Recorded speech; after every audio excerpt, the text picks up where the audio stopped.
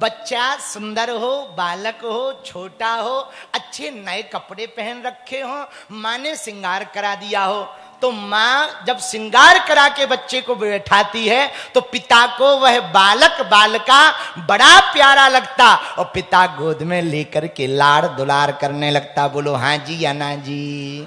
हाँ जी। लेकिन वही बच्चा गंदगी कर दे, अरे राम राम राम, पीला पीला, राम राम राम, तब क्या करते हैं? पिताजी कहते लो ठीक करो, साफ करो, इसको सही कपड़े पहना, फिर लाओ। तो मां बिना घृणा किए हुए बच्चे के मल को साफ करेगी, फिर कपड़े पहनाएगी, और जैसे ही फिर नहा धो करके बन ठन करके राजा बाबू आएगा, बेटा को तुरंत अंक में पिता भर के फिर लाड़ प्यार करेगा, पुचकी लेगा, आहा कैसे हो लाला, जुग जुग जियो राजा बाबू। पर जब गंदगी थी तब दूर कर दिया, जैसे ही स्वच्छ हुआ गले से लगा लिया। मेरे पागलो, ऐसे ही भक्त में जब तक अवगुण रहेंगे भगवान से दूर रहेगा, मन निर्मल हो जाएगा तो भगवान गोद में लगाकर लाड़ प्यार करेंगे। इसीलिए सारस, सारस नाम का जो पक्षी, अनंताचार्य कहते सारस पक्षी धवल रहता। धवल मतलब सफेद, बोलो बोलो, धवल मतलब सफेद। सफेद भक्त भी अंदर बाहर से एक जैसा होना चाहिए, बोलो सीताराम। सारस पक्षी की एक और नीति होती, पूछो क्या? वो पानी में मछली देखता। भक्त को भी संसार में भगवान ही देखना चाहिए। हाँ, सारस पानी में मछली ही देखता। अच्छा, सारस का एक और गुण होता, पूछो क्या? छोटी वाली मछली को छोड़ देता, बड़ी पकड़ लेता। ऐसे ही भक्त को भी होना चाहिए, पूछो क्या? छोटे मोटे प्रपंच माया के छोड़ देना चाहिए, परमात्मा का विराट रूप को पकड़ लेना चाहिए। ये गुण भक्त के अंदर सारस की तरह होने चाहिए। अथवा पूछो क्या? सारस की तरह ना गुण हो तो मुर्गे की तरह हो। किसकी तरह? मुर्गी अथवा मुर्गा की तरह। अच्छा, उसमें क्या गुण होता? वो कूड़ा में अपना सिर डालकर कचरा को साइड करके दाना बीन लेता। भक्त भी ऐसा ही होना चाहिए, संसार सागर में अपना शरीर डालकर कचरा को दूर करके संतों के चरण रूपी दाने को, वचनों को पकड़ लेना चाहिए। ऐसा गुण हो। अनंताचार्य की वाणी है, हम नहीं कह रहे, संत अनंताचार्य की वाणी, तो जीवन बहुत प्यारा रहेगा। एक जगह और, अथवा नमक की तरह भक्त हो। किसकी तरह? नमक।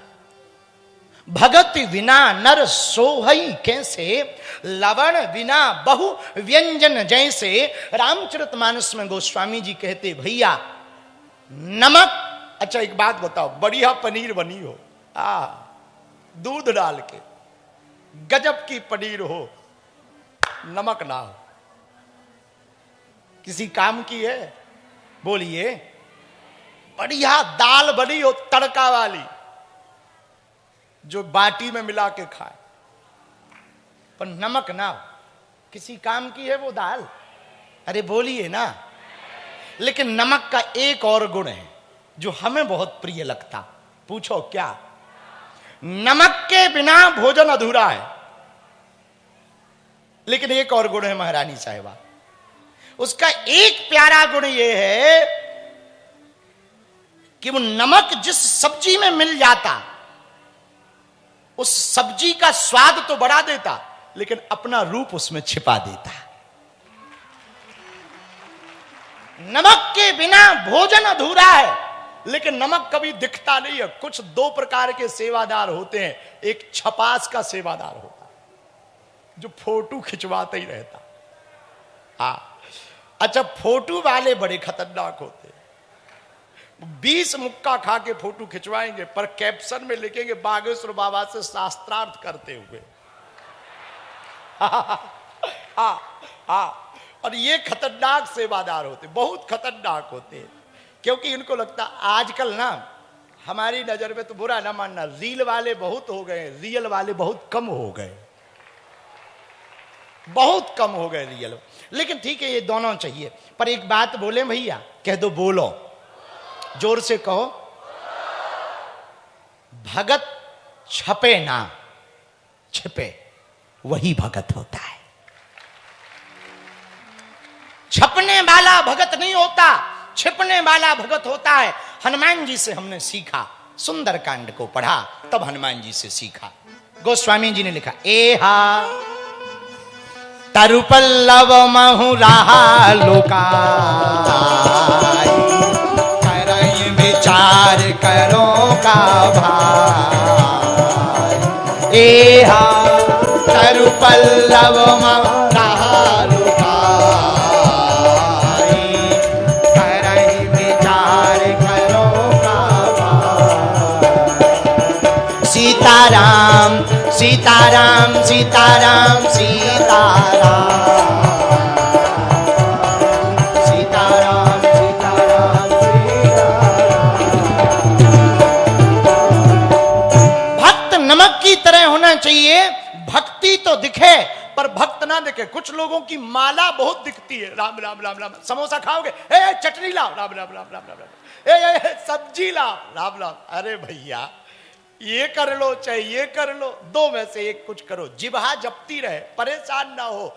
हम दुनिया को दिखाने के लिए भक्ति करेंगे तो वो भक्ति छपास वाली हो जाएगी, छपने वाली, छिपने वाली भक्ति करेंगे तो भगवान छपेंगे, भक्त छिपेगा। वर्तमान में क्या है, भगवान छिप रहे, भगत छप रहे न्यूजों पे। हाँ, वर्तमान समय ऐसा है, भगवान छिपे हैं, भगत छप रहे। बोलो सीताराम। हमारे हनुमान जी लंका गए। कहां गए? लंका में माता जानकी कहां बैठी? किस वाटिका में? अशोक वाटिका में। कौन से पेड़ के नीचे? अशोक के नीचे। अच्छा बताइए, यही है लंका, नाम अशोक वाटिका, पेड़ का नाम अशोक और माता जी शोक में। बताओ, वाटिका का नाम अशोक वाटिका, पेड़ का नाम अशोक और हमारी माता शोक में। जहां नाम तो कुछ और है, काम कुछ और है। समझ जाना ये लंका है। लंका का परिचय क्या? जहां नाम कछु और हो, काम। एक व्यक्ति का नाम था गोरेलाल, गोरेलाल, और ऐसा करिया था युगांडियन, राम राम राम राम राम। हमने कहा भैया इसका गोरेलाल नहीं, कारेलाल रखो। एक बहन जी मिली हमको, यही पुष्कर की। हमने कहा क्या नाम है? बोले शांति बाई। हमका काम तो क्रांति वाले कर रही है, नाम शांति बाई। नाम बदलो दीदी, नाम बदलो, नाम बदलो। तो कुछ लोगों के नाम कुछ होते, काम तो राम राम राम राम। हनुमान जी ही बचाए, जय बजरंग बली, तोड़ दे दुश्मन की डंडी। एक और आदमी था, बड़ी बड़ी मूछें, कंधे पे बंदूक, 6 फुट हाइट, मोटा ताजा, नाम शेर सिंह। बाप का नाम शमशेर सिंह। कंधे पे क्या है? बंदूक। पर कप क्यों रहे? कुत्ता भौंक रहा। अब बताइए, आओ, खुद शेर सिंह, बाप शमशेर सिंह है, कांधे पे बंदूक है, क्यों वाइब्रेशन मोड में हो? कुत्ता भौंक रहा।